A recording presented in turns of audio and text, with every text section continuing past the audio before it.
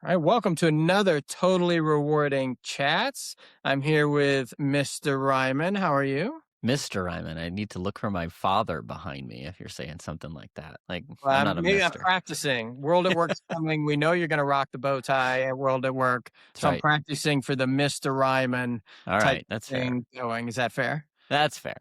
Yeah, so I got to practice. Okay. I'm stoked to have Phil Strazzulla. How are you? Doing well. Thanks for having me, guys. Great. So we're going to be talking today about vendor selection, which is kind of interesting. So, Phil, I'll have you do your bio in a second. You do a lot of vendor selection. Paul has been in-house and is now talks a lot about vendor selection. And for the past 30 plus years, I've been the vendor. So I'm a little concerned about how this is going to go, being the guy literally in You're the the middle. problem, Sean. You're the problem, Yeah. Sean. That is probably, that's not untrue, but not just around tech. So Phil, why don't you give us kind of your background of where you've been, and then also what you're doing right now, and specifically if you want to talk about what you're doing around vendor selection. Oh, we lost your voice. This Investing. is it. There you go. Oh, I think you're Was that- back now. There you go. Oh, You okay. have to start over. your All right. voice went Okay. out right when you started speaking. Will do. I started my career off working in venture capital, doing early stage software investing.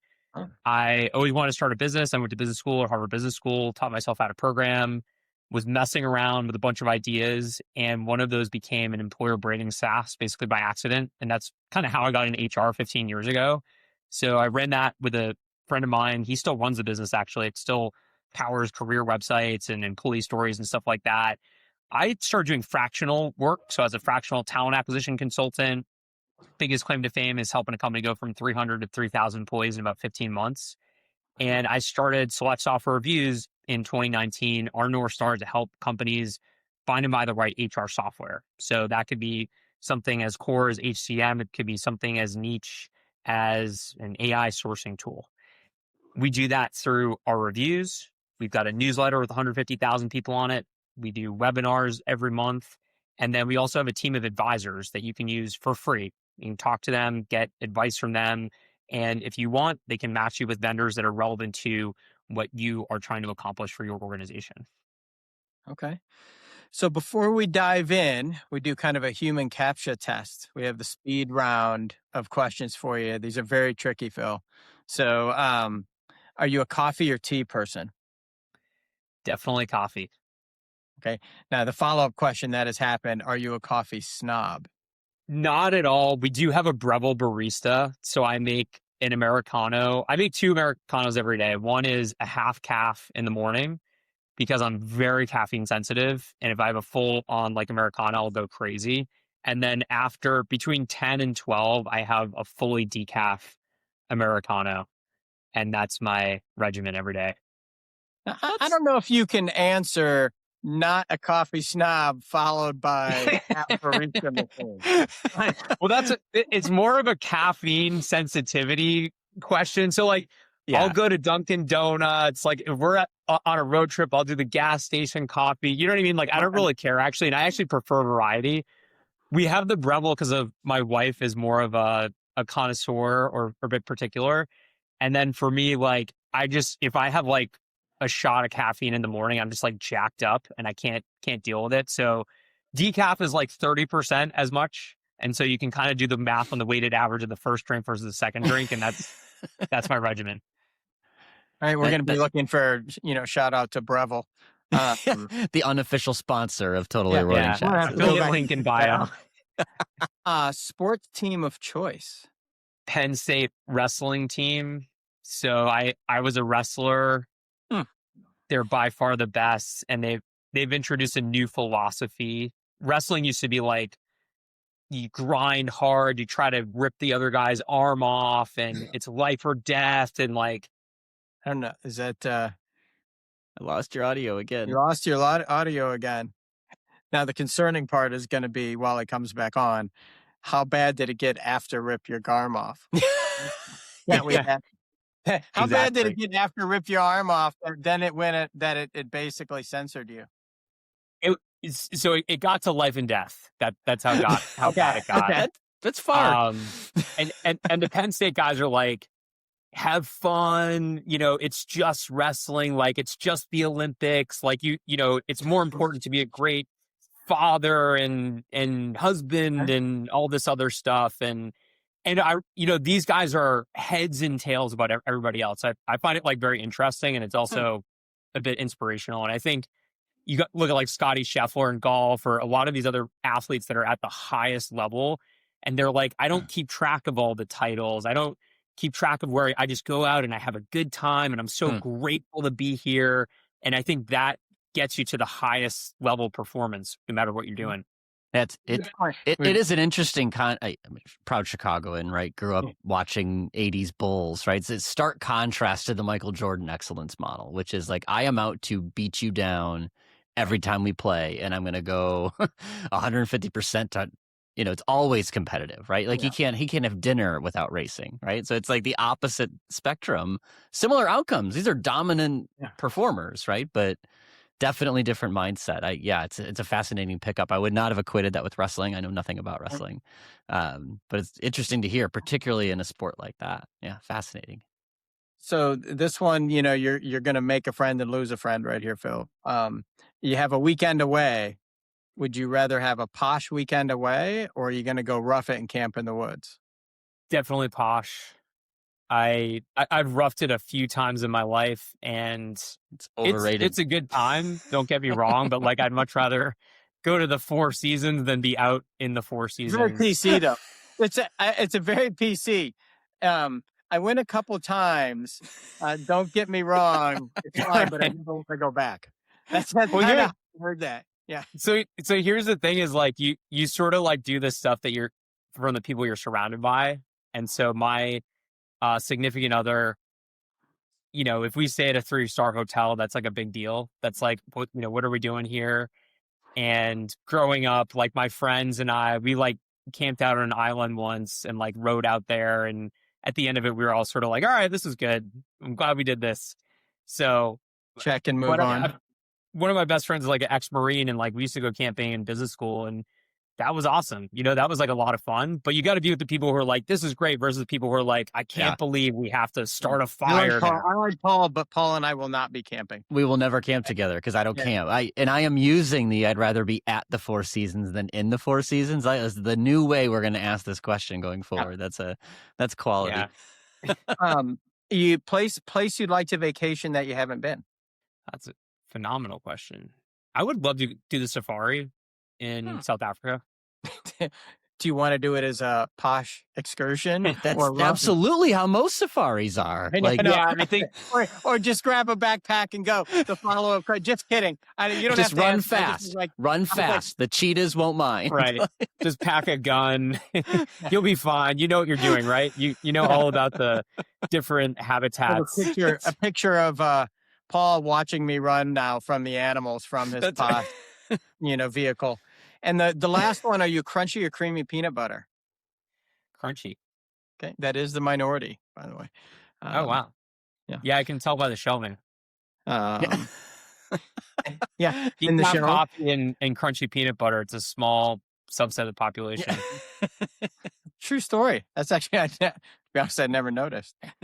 So I wanted to start, we have this interesting dynamic of you're doing all of HR. So the big Venn circle, and Paul and I live really much in the comp tech space. And so when we're talking about vendor selection, because we'll talk a lot about technology and methodologies and other stuff, how do you see the best practices, or what are the things you kind of preach to people about when they're starting their journey on selecting software? The biggest things for me that HR teams many times struggle with are, how does this impact the business, and how do I get internal stakeholder alignment? So I think a lot of folks in their gut, which is actually a really good way to understand where to focus, know that, we need better comp data, our recruiting process is broken, onboarding is terrible, employer branding, whatever it is for your organization. And I think the step beyond that is sort of crystallizing, why is that the case? What does it look like today? What are the problems? How are those problems impacting the business? What's the future state? And what's the future state in an ROI sort of methodology? And then how do I get the key people around me to buy into this before I start doing the work? Because a lot of times what we see is people, they'll go off and they'll do a full, research report on the applicant tracking system landscape. And here's the one I picked and blah, blah, blah. And the CFO is like, well, we don't have the budget. So I don't know why you did all that. Or, I actually think we should use X vendor because we use it at our old company. So we're actually just going to do that. But like, thanks for doing, 3 months worth of work. So those are the two biggest buckets. The business case stuff is tough because I think a lot of folks in HR they don't have the training, and they also are very focused on the people aspects versus the sort of analytical business aspects. Like when we talk about things like EBITDA, even still, a lot of HR leaders are like, what are you talking about? Right. And so what I encourage people to do is, one, you can actually use LLMs now pretty effectively to build some of these business cases, but find someone in your organization who just kind of speak spreadsheet and get them to help you articulate what you need to do in order to translate your gut feeling into a short presentation as well as a financial model.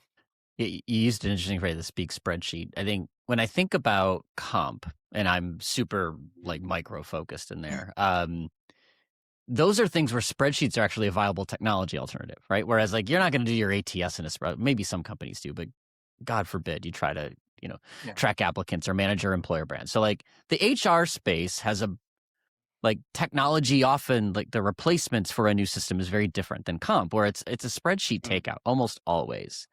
So I guess does that change the mindset of those buckets at all when you're thinking of most comp organizations are doing comp reviews in a spreadsheet? They're managing market data in a spreadsheet. They're analyzing outcomes in a spreadsheet. Like how does that view differently, I guess, just given how you've framed those problems? Is it any different? Is it kind of the same issue? I'd phrase it, Paul, as I'd also add to that if you want to put it in the mix. Do you see a large difference when people are kind of switching costs and selecting a software to I'm going from free, right? Yeah. So the problem with, Excel is that shit's free. And so there isn't a line item, and they have to go to the CFO and like create a line item. And so I'd split it into two different pieces, kind of a long-winded question to, adding on top of Paul's. It's free, but the cost is actually extremely large in many cases. So I just posted about this today actually on LinkedIn, where my colleague just talked to a head of talent acquisition, 5,000 employee company. They got 3 price quotes for a new applicant tracking system. One was for 130 grand, one was for 125,000, and one was for $5,000. And they went with the $5,000 company. It's an obvious, insane mismatch of this. The ATS that they picked is for like your first ATS when you're hiring 30 people a year, and it's all the same type of person. There's no international and, all this stuff, right? And so the cost of that $5,000 a year ATS is going to be millions and millions of dollars, without a doubt. And that person's probably going to get fired. And so like going from, a spreadsheet, whether that's for comp, whether that's even something like an HRIS or onboarding or whatever, you're losing money through increased attrition, through paying people the wrong amounts, through losing people in interview processes. And the cost of that is super real. The challenge, again, is how do you take that cost and make it into something that hits the P&L? How do you bridge that gap? And I think that's where a lot of HR teams really struggle. If, we all know that when people leave your organization too fast with institutional knowledge and social capital, or when you don't hire somebody, you have to start over, or you have to use a recruiter or whatever, like these things cost money. I think the challenge is how do you calculate how much money that probably cost you? So what has been the best practice there? Because I know, last year at our Big Conference World at Work, on one of the panels, and just, you had to tell all the comp people in the audience that their time doesn't matter. Like nobody actually gives a shit about you and your time. And so how are you seeing companies create ROI? Like what are they measuring and what is actually translating from time? Because I think we see a lot of people in our space, and I don't know, that's probably down at the line level recruiter as well, right? Where they just have a couple of metrics. Time is kind of their thing. And how do I save time? How do you see them translating that into something that ROI that a CFO and the C-suite cares about, because we know they don't know about their time. I know you mentioned just a couple of them, but like, are there other ways, or what are some winning ways you've seen people make that story? For sure. So I think time matters when you're talking about increased headcount. And so if we're talking about, hey, we need to add FTEs to the recruiting org or the HR org or whatever, obviously, and we don't have to because we have a system now, that's great. If we get to keep people in the HR org because we have better systems and we can decrease rote work, that's great. Think about one of the biggest ROI is from time to fill. So think about an organization that has a time to fill of 40 days and they hire, let's say, one salesperson per year that has $1 million quota. So it's $2,000 a day, and you're able to decrease it to 30 days. So that's 10 extra days that you get that person in their seat times $2,000 a day. That's $20,000. And then what happens if you're hiring 10 salespeople? That's $200,000. What happens if you're hiring 100 salespeople? That's $2 million. So time to fill is a big one. Churn obviously is a massive one. There's all sorts of studies around this about how much organizations lose when people leave the organization. And I think those are all, for the most part, true. Cost to hire is a big one. So decreasing basically, the internal and external costs, because you're able to run a seamless recruiting process. So those are some of the bigger things that can have a large impact. Think about decrease company churn by 1%, even at a small organization, that becomes a really, really big number really fast. And so if you can do that by, hey, we have more aggressive compensation plans, or we have an employee engagement tool that lets us to, in real time coach the right managers or identify people that maybe need extra love, or, we have better career pathing or whatever, right? There's a million ways that HR can impact this stuff. That is going to pay for itself 10x over. Yeah, it's interesting you say that, because I think when I've talked to several people on comp people are very specific, right? For all the right reasons, right? Paul definitely is bilingual in spreadsheet.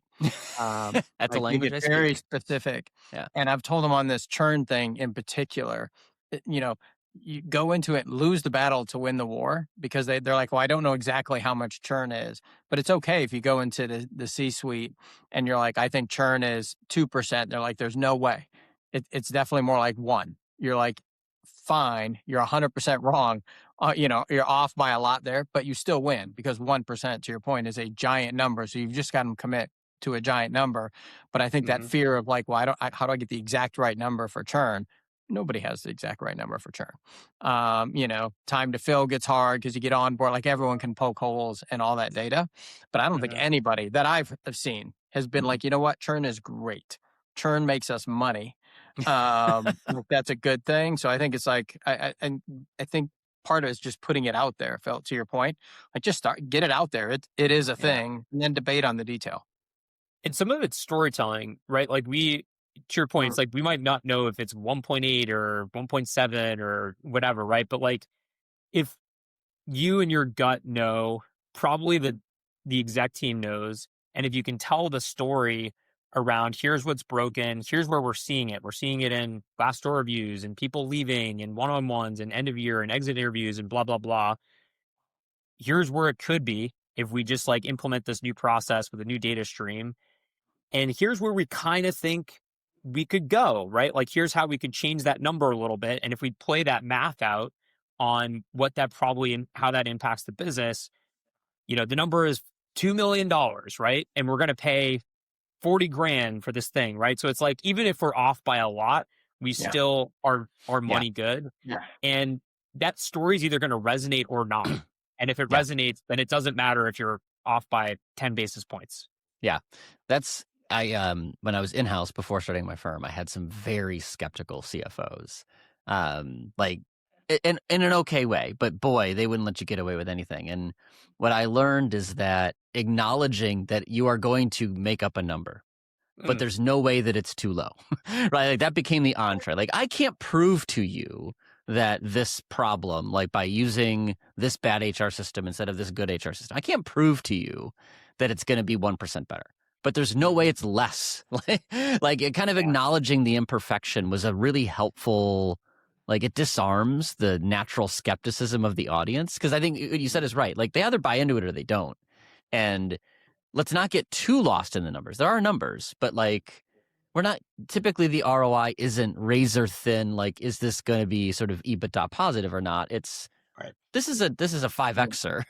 Like whether it's 4 or 6 or 10 or 2 kind of doesn't matter. Like, do we agree it's value creating? So acknowledging that lack of precision, I think, was helpful. It's particularly in the comp world, just because it's really hard to, if I do this, then I will get that. It's just too big of an ecosystem, right? But it doesn't take away from the point that you just got to find a way to compel the story and, be as precise as you need to be, but it's not going to be perfect. And acknowledging that sometimes just helps overcome that natural skepticism. And I think a lot of times there's a big problem that a lot of HR teams have, which is in their organization, many times they're viewed as a cost center that's not strategic. And so when they go to the CFO and say, hey, can I do this? The answer is like, hell no. Like, why would we ever let you do that? Right. Right. That's money. And yeah, exactly. Like we want to give you as less money as possible and make you do as much work as possible. Does that sound good to you? And that's unfortunately like the way that a lot of organizations think. I think there's a couple hacks around that. So one is you can get people from outside your org to be on board with this problem. So if you're trying to fix the employer brand of the company, you'll be shocked by how many people care about that. And you can get a person from marketing and a person from ops and a person from product to basically be like your board of directors as you go through this process. You don't have to do much work. They're bought into the problem. They help you with the solution. And then when you go pitch, it's like, well, Mary from marketing and Joe from product and both, like they're all on this too. And they're banging the table too. So that gives you the internal juice. The other thing that I think a lot of HR teams don't do is like, they're not very good at bragging about stuff. So they might implement something that works pretty well, and then nobody even hears about it because, and people are like, I can't do my PTO and ADP, and I'm so mad about it. I hate, I'm blaming HR, and they never hear about, we implemented this performance management system, and like now we're all aligned, and compensation makes more sense, and like how you're reviewed, and your one-on-ones are more structured, and blah, blah, and like here's the whole case study around like what we did. That stuff can give you just more internal juice so that when you go to the CFO for the next thing, they're like, oh, this is the amazing person that did that performance management system. We want to keep them happy. And I have trust in their ability to allocate resources in our organization. It's funny. Comp is, I think I've said it publicly on those. They are their own worst enemy by far. They just magically make shit happen and never tell anyone about it. And HR as a whole, I think too, like the payroll department is the one I joke about. When was the last time you sent a note to payroll and said, hey, bro, thanks. I've got paid 52 weeks in a row. Like nobody ever sends that note. They only send a note when stuff goes bad. Exactly. And they don't brag about that stuff. I want to spin a little bit to, let's assume now we've, taken all your hints and we got approval, right, to do this. What are the steps, or how are you seeing companies pragmatically look at the tools and differentiate between the tools, features, functionality, and there's always price. But how are you seeing them kind of do that walk the best way possible to line up vendors side by side? I think it's a real struggle. Most HR teams are dealing with buyers every single day, and they're under-resourced to begin with. And it's like, oh, here's this strategic thing I'd have to do over the next 6 months. And it's always, I'll do it tomorrow. And then you're a quarter away from your renewal and you're like, oh, crud. And you start just like taking random demos. You're getting Instagram ads and you're like, yeah, I'll do that one. You're asking people who are in your network who have like no idea what they're talking about. And they're like, oh yeah, I love this tool, hate this tool. But, and you're just getting like all these like really low value signals. So I'm extremely biased. You should talk to one of our advisors and you should get a lot of high value signals, and you can leverage our database that we've built so that you can understand like what you should actually be looking at. And then you want to be really rigorous about your vendor demos and selection criteria. So I always recommend put together a spreadsheet, your must-haves, nice-to-haves, and then pricing. And also I like to put in how much I liked the experience, because I think that good sales reps can work anywhere. and they just show up to a company and they're like, hey, here's my comp plan. Here's what I actually did. Hire me. And they want to work at companies that have high LTVs because they can make a lot more money in commission. And companies that have high LTVs have good brands and good products. Have good onboarding. They basically like have a lot of value there for their customers. So it's not perfect science, but like that kind of correlates with, are you going to be taken care of afterwards? So just take really good notes. And a hack that I found is that you can send the notes to the sales folks and just say like, hey, did I get this right?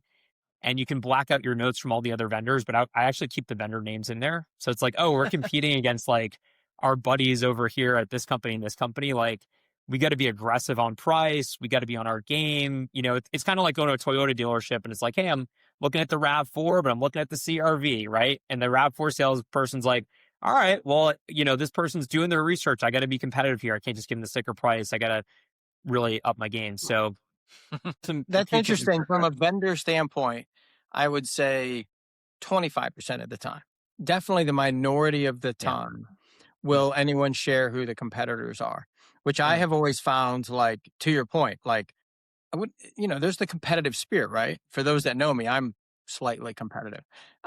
And so if you told me that one of my competitors is out there and who they are, and now I've got I got a name on them, but now I just want to win, right? And like, so it's interesting that I think that's the minority. I also think they'll do your work for you. I think that's kind of where you're going with. So like, I'll be like, well, actually, compared to Acme Software Company, this is where we're better. Now, no one's going to be like, we suck a lot worse here and here and here. Like, I think you're going to have to do some work, but I think you are going to be like, these are where they think their value propositions are. And this is where the other one does it align. So it's really interesting that you say, like, you put them out there and you let them kind of get in the, duke it out, or get on the wrestling mat together. Exactly. Yeah. But more fight to the death. Like, you want them to rip each other's arms off to some extent, but more of the Iowa mentality than the Penn State mentality, right? Wow, look at that. Look at that. I'm a Midwesterner, man. And I watched Saved by the Bell when I was little, and it was all about Iowa wrestling back in the 80s. That's probably, I don't even know it's the thing anymore. What's his name? AC Slater. The guy in real life. Like, he actually was like a California state champ. He was like a nationally ranked wrestler. Look at that. See? That's why it worked that way. Look at the trivia. Pop culture trivia. Yeah. I actually was just talking to a procurement person earlier this week, which I guess would be yesterday, about, like, they were doing the old blind RFP process. And I'm like, no, I actually think, like, this isn't a little cartel that's going to collude and charge you more. Like, these are people that all know each other, and you're actually going to get a more tailored competitive process if they're aware of it. I'm like, I still think you need to guide the process. You still got to lay out your script of what you want to see in a demo, because great salespeople will find a way to highlight their strengths and hide their weaknesses. Like, you got to build around what you want to see, but let them know who they're up against, because this space is tight. Like, people know each other. On that, Paul, is like, software developers call it the happy path, right?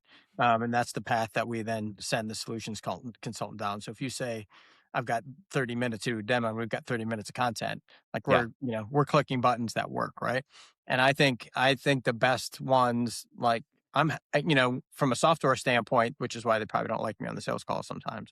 Like, I want to say, what is your problem? Like, give me the use case, and sometimes on the fly, right? I don't even need ahead of time, but give me the use case and make it work. And I think that's a fair ask too. Like, come to the session with the appropriate amount of time.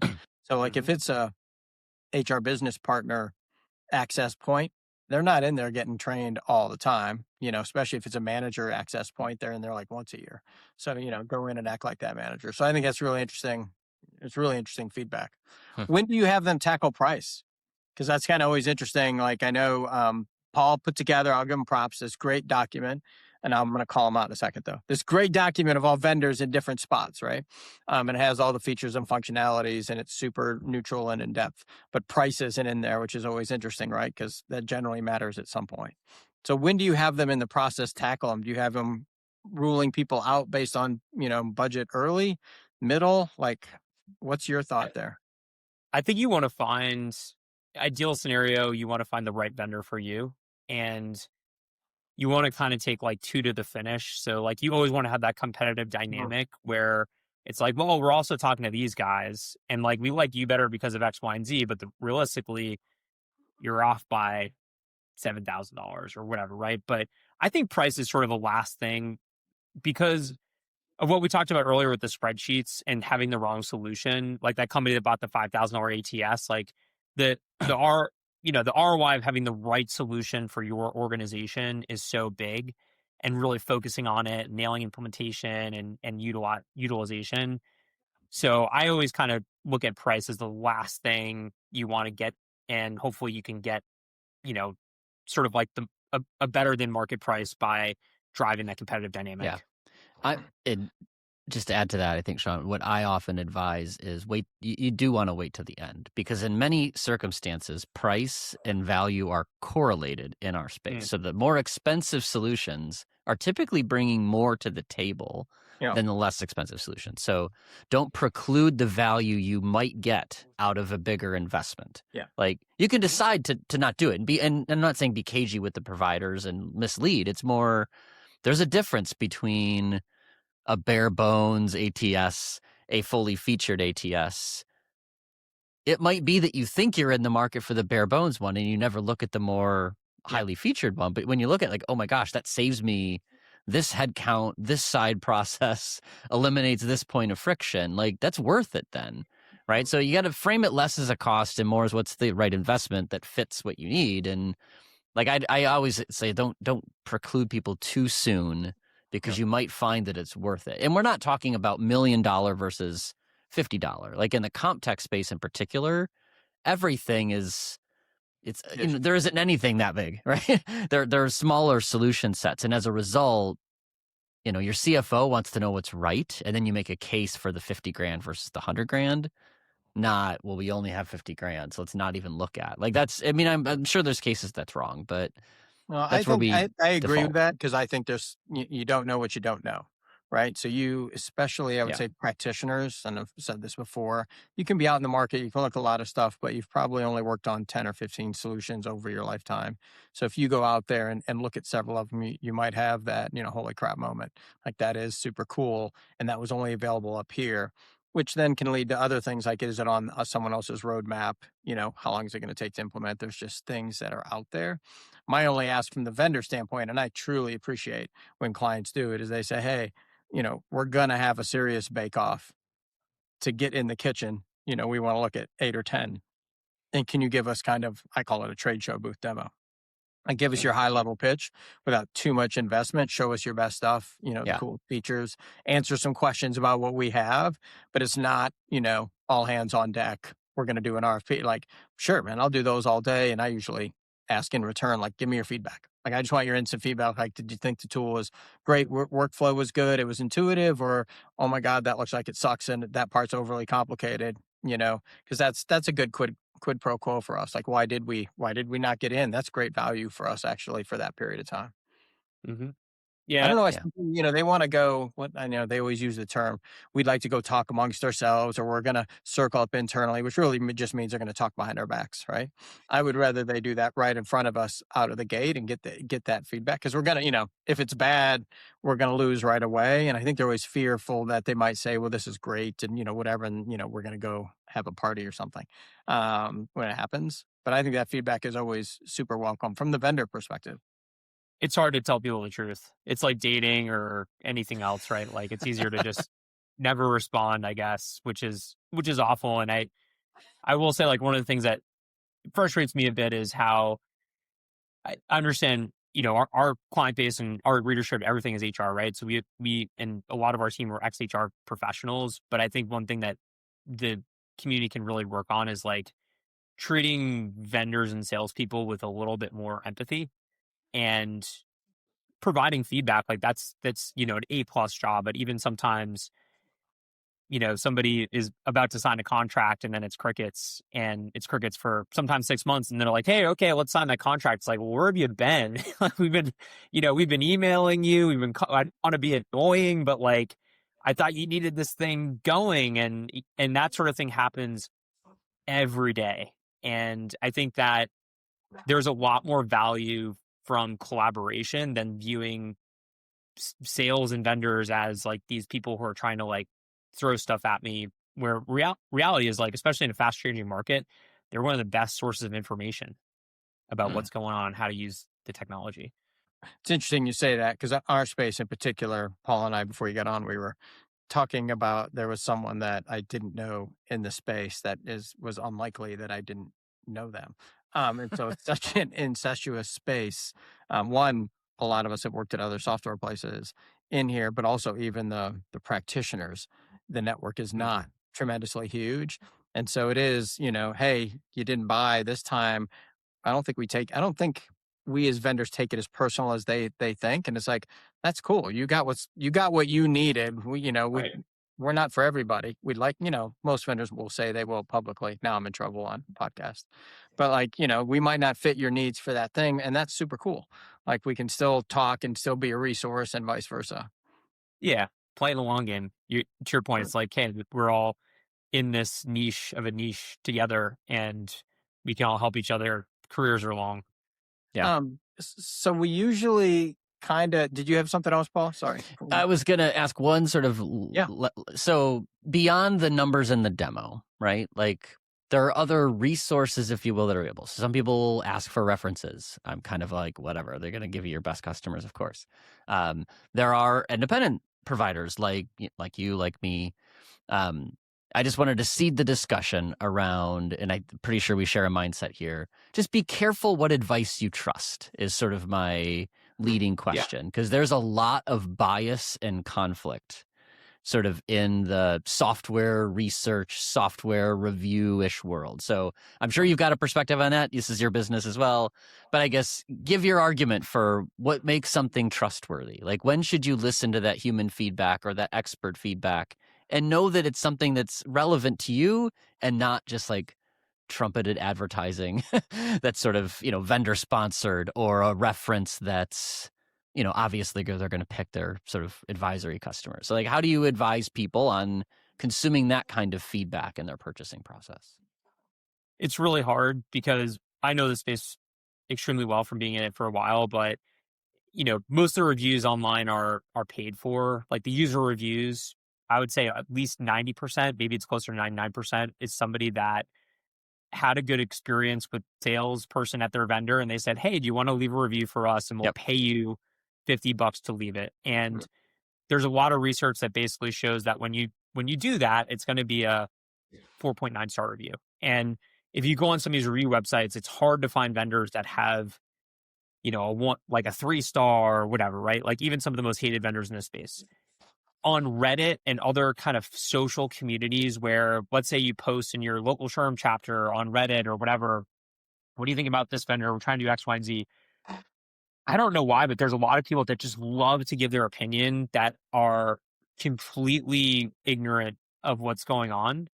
And I know this because, especially when I started this business, I'd always DM those people like, oh, like, why do you love this vendor? Why do you hate this vendor? And it's usually like, well, I've never used it, but, I've heard some bad things. Or we had an amazing account rep that like bought me chocolate for Christmas. Or, you know what I mean? It's like, not like, oh yeah, like this functionality or whatever, right?